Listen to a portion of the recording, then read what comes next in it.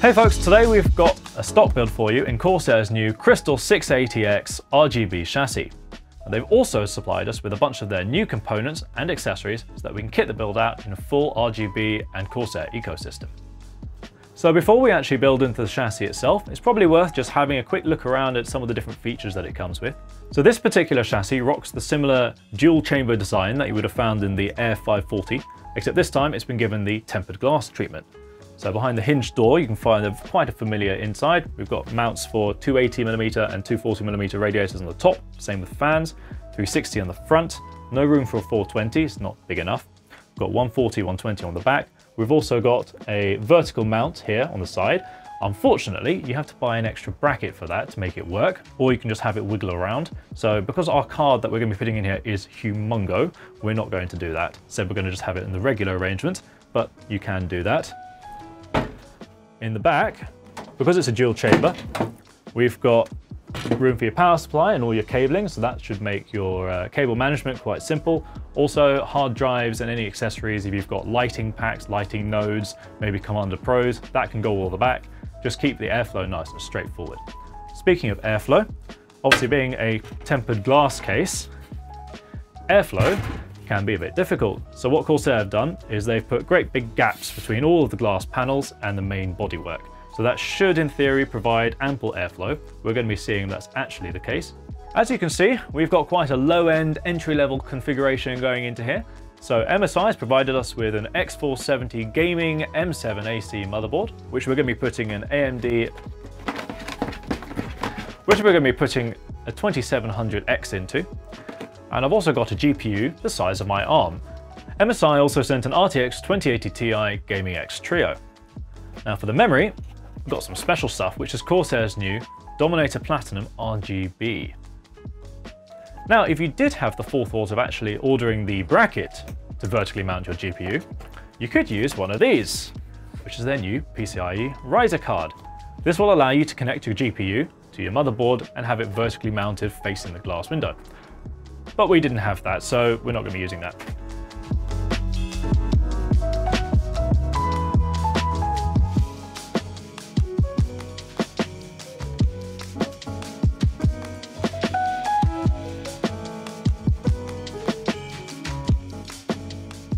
Cooling is going to be handled by an H100i Platinum, and of course the build wouldn't be complete without some Corsair TM30 Performance Thermal Paste. Now, my preference is usually for 10 plus tubes. Unfortunately, we've only got 9, so we're just going to have to rough it with that. Hopefully, it'll be enough.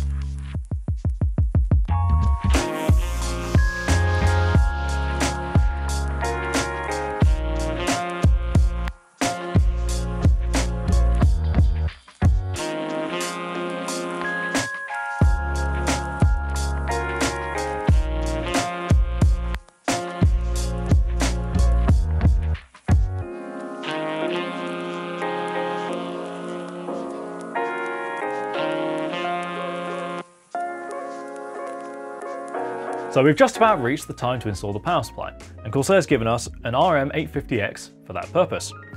Now the thing is, we want to use some custom cables on this one, and the previous generation ones, sort of like this. So these are some gunmetal carbon grey ones, and these are the previous generation ones. But what we've got is their new kit, and so these are their Pro cables. And these ones are a thicker variety, and you can use them with a bunch of their Generation 4 power supplies, and they come with these things, which are cable combs pre-installed. So let's go take a look at those.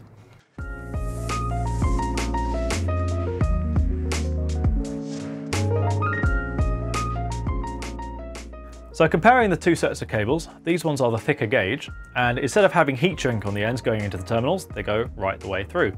There are a few crucial differences, and I'm not so sold on all of them though. So instead of using like a plastic sleeve like these ones do, which is sort of a nice kind of a shininess to it, these have gone with a paracord look. That's a bit of a personal preference thing. Some people prefer that look. I personally don't. The other thing that they've got here is they've got cable combs. Now that sounds great in theory, but I'm not quite so sold on the execution of these ones. So they've got an interesting design which allows the whole cable to be encased inside the comb itself, a bit like if you were buying some third-party ones. But the way that they work is they have 2 pins on the outside which join 3 layers of plastic together. The good thing is, it means you don't have to mod your cables to use them, and they should be quite flexible. You should be able to use them with other cable sets as well. The problem is that they're huge. I mean, they're really quite chunky. So if we take this is an example of a third-party type one. Now you have to mod your cables to use something like this. So it's, you know, not a direct comparison, but you can see just how much bigger they are. So if I were to use these, I would consider maybe putting the actual combs out of view, maybe around the back of the side of the case. It will still have the effect of keeping the cables nice and organized. That's what we're going to try and do here. Luckily, because you can remove the combs, it's probably quite easy. If you do like the utility of these combs, they do also sell them in little packs, so you can get them separately and use on whichever cables you want. You could also use them on the older generation ones, I'm sure. So if that works for you, then who knows? The other thing that they've also got are some extra accessory packs. So we've got round SATA cables. Now I really quite like these. The only issue is we don't have a SATA drive in this build, and I don't really use SATA drives that much anymore. But if you do use SATA drives, say you've got like one of the larger capacity, cheaper drives out there, I think these are really quite brilliant, because the flat cables are really difficult to route around the case in like a clean way because they just don't fold properly. So this is a little bit like one of those classic mods they used to do with IDE cables, where because they're big ribbon cables, you had to fold them all around, or you turn them into like a round cable. So I like these are good. And then we've also got front panel extension sets. So we've got a white one here to match up with the other cables. We're going to be giving this one a go. Again, I quite like these. Quite often those cables are straggly and they don't look very nice. So we're going to be trying these ones out, seeing if they match up. So it should be quite good. Let's see how it goes.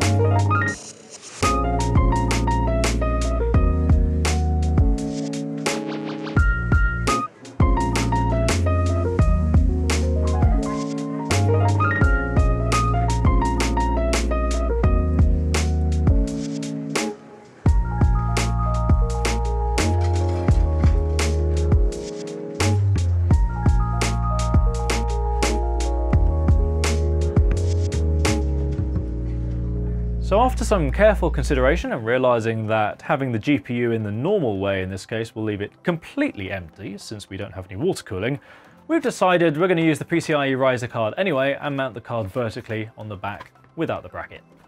If such a thing even exists.